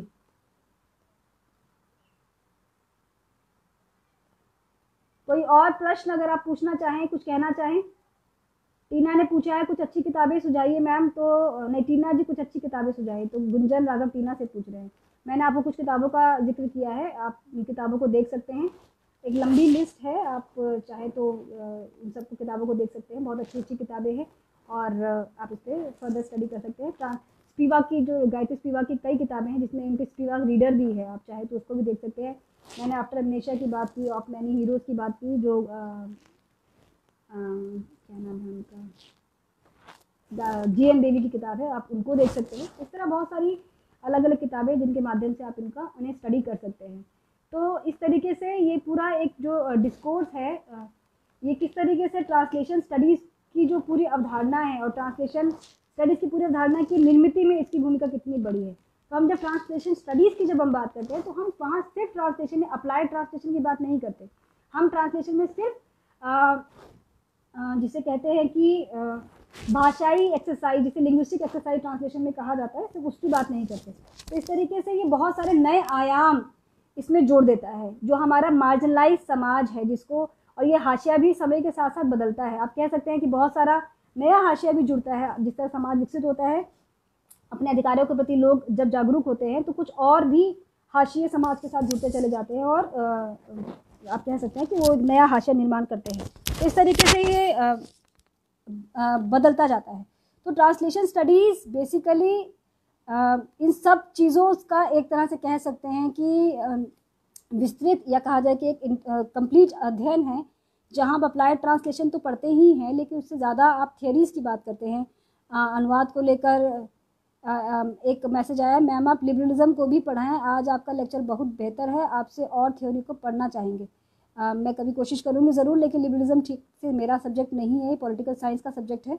मैं चाहूँगी कि शोध संवाद संस्था है, अच्छे लोगों को आपके साथ जोड़े, ताकि आपकी जो क्वेरीज़ हैं, आपके जो सवाल हैं, जो आप जानना चाहते हैं, वो जान जाएंगे। प्रभात कुमार का सवाल है, मैम क्या पोस्ट कॉलोनिज्म एवं पोस्ट स्ट्रक्चरलिज्म वर्चुअली ओवरलैपिंग है? देखिए, जो स्ट्रक्चरलिज्म और पोस्ट स्ट्रक्चरलिज्म का जो डिफरेंस है, जो स्ट्रक्चरलिज्म बेसिकली भाषाई संरचना का अध्ययन है, उसी की वो बात वो लगभग करता है। देखिए, जबकि पोस्ट स्ट्रक्चरलिज्म वो स्ट्रक्चर से ऊपर की बात करता है। आप ओवरलैपिंग तो एग्जैक्टली नहीं कह सकते, लेकिन हाँ, ये आप कह सकते हैं पैरेलल चलने वाले डिस्कोर्सेस हैं, दोनों साथ साथ चलते हैं। तो इस तरीके से आप इसको देख सकते हैं। मैम, जो हिंदी में साहित्यकारों द्वारा पाश्चात्य रचनाकारों की रचनाओं, खासकर शेक्सपियर के नाटकों का सन 1950 ईस्वी से अनुवाद किए गए, तब हम हिंदी में सांस्कृतिक विस्थापन पहले ही हो जाता है, तो क्या ऐसा मान सकते हैं कि यहाँ कल्चरल विस्थापन पहले हो जाता है 1980 के दशक से पहले से ही? नहीं, देखिए, आप जिस नाटक की तरफ आप इशारा कर रहे हैं, शेक्सपियर का जो नाटक है जिसका अनुवाद दुर्लभ बंधु के नाम से हुआ, मर्चेंट ऑफ वेनिस, आप सांस्कृतिक जिस कल्चरल विस्थापन की आप बात कर रहे हैं, वो अनुवाद के बहुत सारे जो डिफरेंट जो प्रकार है। और मैंने कहा कि वेस्ट में जब अनुवाद की बात करते हैं, तो और क्योंकि इस पूरे डिस्कोर्स के बेस में वेस्ट में खास तौर पर बाइबल के ट्रांसलेशन को लेकर ही पूरा का पूरा ट्रांसलेशन का डिस्कोर्स लगभग 1000 साल तक चलता है, और उसके बाद फिर ये कॉलोनियल डिस्कोर्स जुड़ जाते हैं। तो किस तरीके से ये पूरा का पूरा जो डिस्कोर्स है ट्रांसलेशन का, वो भाषा सेंट्रिक हो जाता है, और भाषा सेंट्रिक हो जाते ही वो एक कह सकते हैं कि प्रॉपर ट्रांसलेशन, जिसे हम एक भाषा से दूसरी भाषा में लिखित अनुवाद को ही ट्रांसलेशन लंबे समय तक माना जाता रहा है। लेकिन जब हम उसे हम भारत में देखते हैं, भारत के संदर्भ में, अगर आप भक्तिकालीन साहित्य को आप देखेंगे, तो भक्तिकालीन साहित्य में राम कथा का या गीता का या महाभारत का बहुत सारे अन्य भाषाओं में अनुवाद हुए। अब आधुनिक भारतीय भाषाओं का विकास के अगर आप क्रम को अगर आप समझेंगे, तो आधुनिक भारतीय भाषाओं का विकास के पीछे इन्हीं सब जो हमारा जो मूल भारतीय साहित्य है, जिसमें राम कथा है, जिसमें श्रीमद् भागवत गीता है, जिसमें महाभारत है, इन सब के अनुवादों के माध्यम से उसे आधुनिक भारतीय भाषाओं का विकास हुआ है। आप कंबन का रामायण हो, मराठी रामायण, ज्ञानेश्वर का हो, राम कथा हो, इस तरह बहुत सारे, पंप रामायण हो, इस तरह बहुत सारी जो राम कथाएं भारतीय भाषाओं में जो लिखी गई हैं, उससे दो पर्पस आप एक तरह से देख सकते हैं कि एक, उस समय भारतीय भाषाओं का जो जिन भाषाओं का नाम आप जानते हैं, जिन्हें हम आधुनिक भारतीय भाषाएं कहते हैं, गुजराती, पंजाबी, मराठी, बंगाली आदि, ये सभी के सभी भाषाएं उस दौर में मतलब एक तरह से कहें कि उनका विकास हो रहा था। और उस विकास के लिए हम सभी जानते हैं कि भारत के संदर्भ में अगर आप मॉडर्न पीरियड में अगर आप देखें, तो मॉडर्न पीरियड में जब भाषा का विकास हुआ, हिंदी का जब विकास हुआ, तो हिंदी ने अपने विकास के लिए बहुत सारे अंग्रेजी साहित्य का अनुवाद किया। तो जो भारतेंदु का जो पूरा पीरियड है, उसमें बहुत सारे अनुवाद हुए, और उस तरीके से हिंदी भाषा ने अपना एक विकास, अपना एक निर्माण किया। और हिंदी साहित्य की जो विधाएँ हैं, वो बहुत सारी वेस्ट की लिटरेचर से सीखी गई, जिसमें उपन्यास भी एक विधा है। तो इस तरीके से कोई भी भाषा जब अपना विकास करती है, तो वो इस विकास की उस पूरी प्रक्रिया में वो कुछ नया रचती है, और कुछ रचे हुए का अनुवाद करके वो अपने आप को विकास के क्रम में जोड़ती है। तो भारतीय भाषाओं के विकास में उन अनुवादों की भूमिका बहुत बड़ी है। लेकिन जब आप उसे ट्रांसलेशन प्रॉपर के संदर्भ में देखते हैं, तो आप अगर आप उस तरह देखें, तो वो एक तरह से अनुवाद हैं, जिसे आज हम जिसे सुजीत मुखर्जी पुनर्लेखन कहते हैं, न्यू राइटिंग कहते हैं। तो उस तरह से वो न्यू राइटिंग है, अप्रोप्रिएशन है, नए तरीके से पाठ को, एक ही कही हुई कहानी को अलग अलग तरीके से अलग अलग लेखकों ने लिखा है, और सबको अपनी अपनी भाषा में मूल रचनाकार का स्थान प्राप्त है। उन्हें हम ट्रांसलेटर, दोयम दर्जे का कार्य करने वाला या करने वाली, या उसे हम ट्रेटर या प्रपंचक ये सब नहीं कहते हैं। वहाँ उन अनुवादकों का, अगर हम अनुवादक कह रहे हैं उनको, तो उन रचनाकारों का स्थान बहुत सम्मानजनक है। वहाँ पर उन्होंने अपनी संस्कृति, अपने परिवेश, अपनी ज़रूरत के हिसाब से एक ही कथा को नए नए संदर्भों में रचा है। तो इस तरीके से वो एक लार्जर पर्सपेक्टिव में उसको देखते हैं। लेकिन जब हम वेस्ट के संदर्भ में ट्रांसलेशन को देखते हैं तो वो प्रॉपर ट्रांसलेशन पर आकर सिमट जाता है। इसीलिए धीरे धीरे जो ट्रांसलेशन का जो दायरा है वो जब भाषाई जकड़न से या भाषाई प्रक्रिया की एक लिमिटेशन से जब वो बाहर निकलता है तो उसके साथ बहुत सारे नए आयाम जुड़ जाते हैं। गुंजन राघव लिखे कि आपके विषय में उदारवाद को नहीं पढ़ाया जाता है। उस तरीके से सीधा सीधा नहीं, मैं जो भी पढ़ाऊंगी वो ट्रांसलेशन के कॉन्टेक्स्ट में ही पढ़ा सकती हूँ। आप लिबरलिज्म की जो बात कर रहे हैं, मुझे लगता है कोई पॉलिटिकल थिंकर है, पॉलिटिकल टीचर, आपको पॉलिटिकल साइंस के जो अध्यापक होंगे वो ज़्यादा बेहतर बता सकते हैं। बिल्कुल ट्रांसलेशन स्टडी एक इंटरडिसिप्लिनरी सब्जेक्ट है, आप उसे किसी एक डिसिप्लिन में बांध कर नहीं रख सकते। और अगर मैं इसको मोटा मोटा भी अगर आपसे कहूँ तो वो लिटरेचर का भी हिस्सा है, कंपैरेटिव लिटरेचर का भी हिस्सा है, वो अन्य जो बहुत सारे आयाम हैं, इंटरडिसिप्लिनरी है सब्जेक्ट है, तो इस तरीके से वो लिंग्विस्टिक्स का भी हिस्सा है। तो इस तरीके से वो एक इंटरडिसिप्लिनरी सब्जेक्ट है, उसे आप किसी एक डिसिप्लिन के दायरे में बांधकर आप ट्रांसलेशन स्टडीज़ को नहीं पढ़ सकते हैं। सन 1800 ईस्वी से भारत में फोर्ट विलियम कॉलेज की स्थापना से बाइबल में स्पष्ट अनुवाद खड़ी बोली हिंदी में और भारत के अन्य भाषाओं में भी हुआ है। बिल्कुल हुआ है। उस अनुवाद को लेकर भी आप जानते हैं कि इसकी राजनीति क्या है। अलग अलग संदर्भ में इनके अनुवाद हुए। भारतीय समाज और संस्कृति को समझने के लिए भी ये अनुवाद किए गए और इस पर लंबा काम हुआ। जी, और कोई अन्य प्रश्न अगर आप कुछ में पूछना चाहें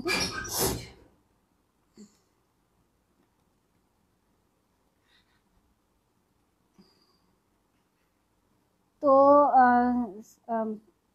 अगर जाहिद देख रहे हो तो आगे बताइए, जाहिद आगे क्या किया जाए? अगर कोई और सवाल ना हो तो सेशन वाइंड अप किया जाए। इसको लेकर कोई और अगर कोई मंशा, कोई और सवाल, कोई और डाउट आपके दिमाग में हो तो आप जान सकते हैं, पूछ सकते हैं। मैं अपनी जो मेरी अपनी क्षमता है मैं उस हिसाब से आपको जवाब देने की कोशिश करूँगी।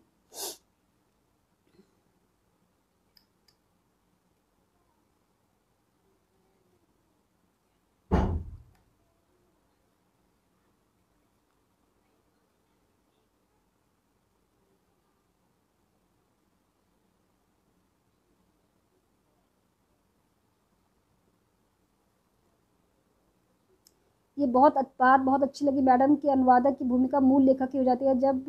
किसी भाषा को दूसरी भाषा के व्यक्ति बिल्कुल। महाश्वेता देवी तो अपने आप को ट्रांसलेटेड राइटर ही कहती हैं। वो कहती हैं कि मैं अपने अनुवादों के माध्यम से ही मुझे इतना विस्तार मिला, नहीं तो मैं बांग्ला राइटर होकर रह जाती। तो बिल्कुल अनुवाद किसी भी राइटर को उसकी जो भाषाई जो सीमाएँ हैं उससे मुक्त करता है। आप एक राइटर होने के नाते, एक चिंतक होने के नाते, या आप किसी एक ही भाषा में लिख सकते हैं या एक से अधिक 2-3 भाषाओं में आप लिख सकते हैं। लेकिन अगर आपका विस्तार एक से अधिक भाषाओं में होता है तो उसकी बहुत बड़ी भूमिका उसमें अनुवाद की। अनुवाद के माध्यम से ही आज हम यहाँ बैठकर शेक्सपियर की बात कर रहे हैं, हम यहाँ बैठकर हम देरिदा की बात कर रहे हैं, हम मार्केस की बात कर रहे हैं, हम चेखव की बात करते हैं, टॉल्स्टॉय की बात करते हैं, हम माया एंजेलो की बात करते हैं, मैरी ओलिवर, बहुत सारे साहित्यकार हैं जिनको हमने अनुवाद के माध्यम से अपनी भाषा में पढ़ा है। मैंने हिंदी में पढ़ा है, कुछ अंग्रेज़ी में पढ़ा है, बहुत सारे लेखकों को मैंने अपनी भाषाई सीमाओं के साथ पढ़ा है। पर इससे मेरा जानने का अधिकार कम नहीं हो जाता। अगर मैं सिर्फ 2 ही भाषाएं जानती हूँ तो मैं 2 ही भाषाओं में अनुवाद के माध्यम से इन पाठों को पढ़ूंगी। हाँ, ये बहुत संभव है कि अनुवाद में बहुत कुछ छूटा भी हो, बहुत कुछ रह भी गया हो, लेकिन अगर हम कहें कि अनुवाद हो ही नहीं और किसी तरीके से वो पहुँचे ही नहीं तो शायद ये ज़्यादा गलत होगा। तो अगर अनुवाद के माध्यम से अगर हम एक कहा जाए कि हम वैश्विक मानव बनते हैं, हम एक तरह से ग्लोबल सिटीजन बनते हैं, अपने भारत में रहकर, अपनी एक भाषाई सीमा के दायरे में रहकर, दिल्ली में रहकर, या किसी एक भाषा को जानते हुए, एक संस्कृति समाज में उठते बैठते या उसमें पढ़ते लिखते हुए, मैं अगर बहुत सारे रचनाकारों को पढ़ पाती हूँ, समझ पाती हूँ या जान पाती हूँ तो उसका माध्यम अनुवाद ही है। और बिल्कुल इसको उसकी जो भूमिका है उसका स्थान अगर जो जैसा कि पोस्ट कॉलोनियलिस्ट थिंकर्स कहते हैं कि अगर अनुवादक का स्थान अगर बड़ा हो जाए, अगर उसके दायरे को बड़ा कर दिया जाए तो उसकी भूमिका बड़ी हो जाती है और आप उसके साथ उसके डिफरेंट पर्सपेक्टिव को भी जान सकते हैं। अब मान लीजिए कृष्णा सोबती को आप हिंदी में पढ़े हुए हैं और उसका अंग्रेजी में पढ़ रहे हैं, और अंग्रेजी में पढ़कर भी आप उतना ही पढ़ रहे हैं जितना कि उसमें जितना कि कृष्णा सोबती लिख रही हैं। ट्रांसलेटर का अपना पर्सपेक्टिव अगर उसमें नहीं आ रहा है तो कोई उसका मतलब नहीं है। तो ट्रांसलेटर की अपना कहन भी उसमें शामिल अगर हो जाए, और कई बार तो ऐसा भी होता है कि जिस तरह के पार्ट का ट्रांसलेटर्स, जैसे मैं अगर कहूँ जेंडर के पर्सपेक्टिव में जो ट्रांसलेटर्स ट्रांसलेट करते हैं, जो ट्रांसलेटर जो जेंडर के पर्सपेक्टिव में जो ट्रांसलेशंस करते हैं, कई बार ज़रूरी नहीं है कि वो उस विचारधारा से या उस वैचारिकता से जिसका वो अनुवाद कर रहे हैं उससे वो सहमत ही हैं। उसी तरीके से अगर हम जो भी मार्जिनलाइज लिटरेचर, अब मान लीजिए कि हमारे सामने कुछ ऐसा साहित्य है जो किसी एक खास कम्युनिटी या किसी एक खास अस्मितावादी रचनाकारों या समाज के लिए जिसे वो अपने लिए उचित नहीं मानते हैं, पर अगर उसका अनुवाद कोई अनुवादक, उसी विचारधारा से कोई अगर अनुवादक उसको अनुवाद करे तो वो जो उसकी अपनी जो सहमति है या अपनी जो वो कहना चाहते हैं, जो अपना कहन है, वो भी उसमें अपने ट्रांसलेटर नोट में वो दर्ज करते हैं, और दर्ज करके वो उस पार्ट को बल्कि ज़्यादा बड़ा विस्तार देते हैं, क्योंकि वहाँ ट्रांसलेटर एक किराए की भूमिका नहीं निभा रहे हैं, आए ट्रांसलेशन किया, पैसा लिया और उसके बाद पूरे परिदृश्य से गायब, इनविजिबल। तो इस इनविजिबिलिटी का जो विरोध किया है इन लॉरेंस फनूटी जिसकी बात करते हैं, गायत्री स्पिवाक भी करती हैं अलग संदर्भ में, या गायत्री स्पिवाक भी करती हैं, और लॉरेंस फनूटी भी करते हैं, और तेजस्विनी निरंजना भी एक तरह से करती हैं। विभिन्न चिंतक जो इसका जो विरोध करते हैं और ट्रांसलेटर की विजिबिलिटी की जो चर्चा करते हैं, उसके पीछे यही उद्देश्य है कि ट्रांसलेशन अब बेसिकली एक मैनिपुलेशन गेम ना रह जाए। अब हम अगर कोई पार्ट अगर हमारे पास पहुंच रहा है अनुवाद होकर, तो वो सिर्फ एक मैनिपुलेशन है करना, वो क्या बोले पॉलिटिकल एक्टिविटी या पॉलिटिकल एक एक्ट होकर सिर्फ ना रह जाए, हम उसको लार्जर संदर्भ में उसको समझें और उस पर विस्तार से बात कर सकें। तो ये सारे पर्सपेक्टिव हैं जो ट्रांसलेशन का जो पोस्ट मॉडर्न जो एस्पेक्ट है वो उसमें जुड़ता है, और पोस्ट मॉडर्निज्म और पोस्ट कॉलोनिज्म यहाँ पर आकर एक हो जाते हैं, जहाँ वो इस हेट्रोजेनिटी के समर्थन करते हैं, जहाँ होमोजेनिटी का भी विरोध करते हैं। पाठ का अनुवाद करते समय ये जो हेट्रोजेनिटी है, जो उसकी जो व्यक्तिगत किसी साहित्य की जो खूबसूरती है, उस साहित्य का उस खूबसूरती का दर्ज होना ज़रूरी है। प्रदीप कुमार का सवाल है, अनुवादक का कहन कहाँ तक जायज़ है? बिल्कुल आप कह सकते हैं कि अनुवादक का कहन पाठ के बीच में जायज़ नहीं है, आप पाठ से छेड़छाड़ नहीं कर सकते। आप मान लीजिए अगर आप किसी एक लेखक को आप अनुवाद कर रहे हैं, आप प्रेमचंद का साहित्य का अनुवाद कर रहे हैं, और प्रेमचंद के साहित्य का अनुवाद करते समय आप कहानी को बदल दें या अनुवाद करते समय उसके टेक्स्ट के साथ छेड़छाड़ करें, तो ये गलत है। यहाँ अनुवादक के कहन की जो बात की जा रही है वो इस संदर्भ में नहीं की जा रही कि अनुवादक मूल पाठ से छेड़छाड़ करे, लेकिन वो प्रीफेस के रूप में, अपनी टिप्पणी के रूप में, ट्रांसलेटर्स नोट के रूप में, क्रिटिकल कमेंट के रूप में, नोट के रूप में वो अपनी सहमति असहमति उस पाठ से दर्ज कर सकते हैं, पाठ से पहले और पाठ के बाद, दोनों संदर्भ में। अनुवाद के उत्तर ओके जी, शुक्रिया। शुक्रिया, बहुत लोग धन्यवाद लिख रहे हैं, बहुत बहुत आभार आप सभी का। जाहिद, आप मुझे बताएं क्या किया जाए, इसे बंद किया जाए? जाहिद, आप कुछ लिख कर बताएं। Rewriting and new writing in the context of translation. Vijay बहुत लेट आए बहुत अंत में आकर आपने सवाल पूछा कि री राइटिंग एंड न्यू राइटिंग क्या है। री राइटिंग एंड न्यू राइटिंग दो अलग अलग ट्रांसलेशन के टर्म्स हैं। री राइटिंग का जिक्र करते हैं अपने यहाँ लेफेवेयर, आंद्रे लेफेवेयर, और न्यू राइटिंग की बात करते हैं सुजीत मुखर्जी अपने ट्रांसलेशन डिस्कोर्स में। हमारे यहाँ भारत के संदर्भ में अगर हम कहें तो भक्ति काल में जो अनुवाद हुए, बेसिकली आप कह सकते हैं कि री राइटिंग और न्यू राइटिंग के एप्ट बहुत खूबसूरत एग्जाम्पल्स हैं, जहाँ आप ये देखते हैं कि कोई रचना, और जहाँ तक आप री राइटिंग के संदर्भ में कह रहे हैं, न्यू राइटिंग और री राइटिंग के संदर्भ में, जो कविता का अनुवाद हम करते हैं, जब हम काव्य साहित्य का अनुवाद करते हैं तो हम बहुत सारे बंधनों से बंधे होते हैं। A.K. रामानुजम जिन्होंने वचना साहित्य का अनुवाद, कन्नड़ साहित्य का, वचना साहित्य का जो अनुवाद किया, उसमें उन्होंने अनुवाद से पहले जो उन्होंने लिखा उसमें कहा कि कविता का अनुवाद असंभव है, हो नहीं सकता, लेकिन फिर इसी असंभव के साथ वो अनुवाद करते हैं, और अनुवाद करते समय वो बहुत सारे इस तरह की परेशानी से जूझते हैं। लेकिन जो कविता की जब हम अनुवाद करते हैं, जैसे मैंने कहा रामानुजन के संदर्भ में, तो वो कहते हैं कि अनुवाद हो नहीं सकता, पर इसीलिए जब हम कविता का अनुवाद करते हैं तो वो री राइटिंग और न्यू राइटिंग के संदर्भ में होता है। आंद्रे लेफेवेरे जो आप छोड़ दो, आंद्रे लेफेवेरे ने अनुवाद के कई टाइप्स बताया। वो लिटरेरी ट्रांसलेशन के संदर्भ में बात करते हैं, तो उन्होंने अनुवाद के ट्रांसलेशन में, पोइट्री के ट्रांसलेशन में खास तौर पर prose to poetry, poetry to prose to prose, और पोइट्री टू पोइट्री, इस तरह के कई सारे उन्होंने जो अनुवाद के जो प्रकार बताए हैं उसमें उन्होंने इस तरह का जिक्र किया है कि अनुवाद जब हम पोइट्री का करते हैं, और खासतौर पर जब आप देखते हैं कि होमर का जब ट्रांसलेशन, होमर ने जब होमर के आज ट्रांसलेटिंग होमर जब उन्होंने जब उसका ट्रांसलेशन किया, तो उनकी जो जिद थी, एक तरह से कहा जाए कि एक ट्रांसलेटर की जो रिजिडिटी उनके यहाँ थी, वो रिजिडिटी ये थे कि जब वो होमर का अनुवाद करे तो होमर पूरी तरीके से अनुवाद होकर आए। उनका शिल्प भी, उनकी शैली भी, उनकी भाषा भी, उनकी पूरी बनावट को लेकर वो बहुत ज़्यादा, एक तरह से कहें, बहुत कंसर्न थे। लेकिन जब हम अन्य चिंतकों को पढ़ते हैं, अनुवाद के चिंतकों को पढ़ते हैं, और मैंने जैसे आंद्रे लेफेवेरे का जिक्र किया, तो वो कहते हैं कि जब पोइट्री का ट्रांसलेशन करते हैं, और पोइट्री, क्योंकि पोइट्री एक ऐसी चीज़ है जिसे आप, जो अपने फ्रेम में बंधी हुई होती है, तो वो उस फ्रेम के साथ कई बार अनुवाद संभव नहीं हो पाता है। तो ऐसी स्थिति में अनुवादक के पास बहुत सारी स्ट्रैटेजीज हो सकती हैं। अगर हो सके तो उसका मेट्रिकल ट्रांसलेशन ही करें, अगर मेट्रिकल ट्रांसलेशन नहीं हो पाता तो फ्री मैटर ट्रांसलेशन भी, फ्री वर्ड्स ट्रांसलेशन भी उसका किया जा सकता है। आप पोइट्री को प्रोज में भी ट्रांसलेट कर सकते हैं अगर आपका उद्देश्य पाठ का अंतरण करना है, पाठ को ले जाना है। तो इस तरीके से ये री राइटिंग और जो न्यू राइटिंग, जैसे मैंने कहा कि जो भक्तिकालीन जो साहित्य लिखा गया वो सबका सब एक तरीके से एक न्यू राइटिंग ही है। जो मैंने कविता के संदर्भ में कहा, भक्तिकाल के संदर्भ में जो राम कथाएं लिखी गई, वो एक तरह से री राइटिंग और न्यू राइटिंग के ही खूबसूरत उदाहरण हैं, जहाँ वो बिल्कुल नए संदर्भ में एक पुरानी कथा के बीज के साथ, मूल के साथ, वो बिल्कुल नए कलेवर और नए एक पूरा परिदृश्य और नई भाषा और नए शिल्प के साथ बुनी जाती हैं। तो इस तरीके से री राइटिंग और न्यू राइटिंग ट्रांसलेशन के संदर्भ में दो अलग प्रकार हैं जो प्रॉपर ट्रांसलेशन के दायरे में उस तरीके से नहीं आती हैं। वीरेंद्र प्रताप पूछ रहे हैं, कई बार ऐसा भी होता है कि अनुवादक साहित्यकार है तो वह मूल टेक्स्ट से छेड़छाड़ करता है जिससे मूल पाठ से दूर हो जाता है। बिल्कुल ऐसा होता है, ऐसा लेकिन किया नहीं जाना चाहिए। अगर किसी ट्रांसलेटर को अपनी बात कहनी है तो वो अपनी पाठ आगे पीछे किसी और तरीके से जोड़कर भी कह सकते हैं, पर आप मूल पाठ के से अगर छेड़छाड़ करते हैं तो वो गलत है। तो आप जब आप ट्रांसलेशन जब आप कर रहे हैं तो आपको सारी स्वतंत्रता के बाद, सारी लिबर्टी जो ट्रांसलेटर को देने की बात post modernist discourse of translation कहता है, उसके तहत वो मूल पाठ की बात करता है, क्योंकि आप बेसिकली पाठ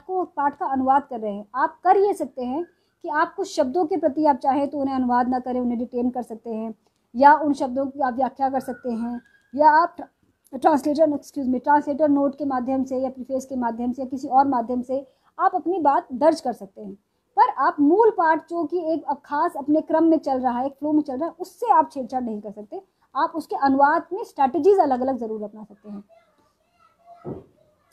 बिल्कुल राकेश जी, शुक्रिया।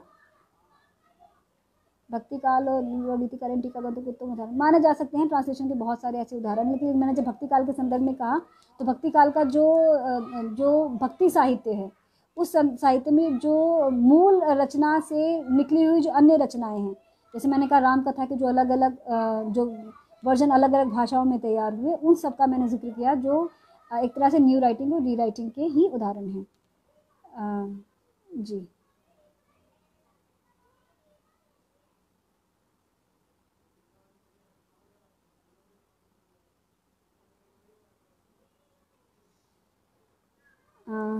क्या फिनिश किया जाए? इजाज़त है जाहिद? प्रीति, आप सुन रहे हैं तो मुझे एक बार इशारा कर दें तो मैं ऐसे क्लोज करूं।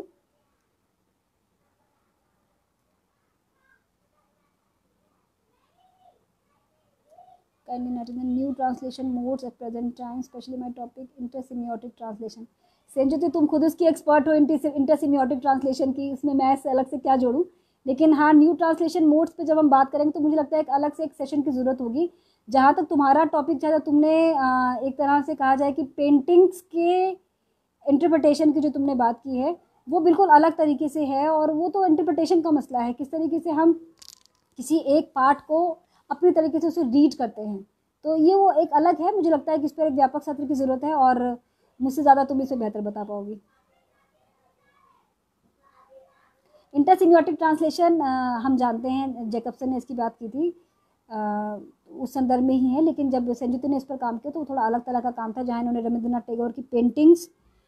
का एक तरह से इंटरप्रिटेशन अपने टेक्स्ट में किया है। जाहिद, शुक्रिया। मैं आप सबसे इजाज़त लेती हूँ, और आप दोनों का बहुत बहुत शुक्रिया। इसी तरह आप अपना काम करते रहें और अच्छे से लोगों को जोड़ते रहें। शुक्रिया, थैंक यू।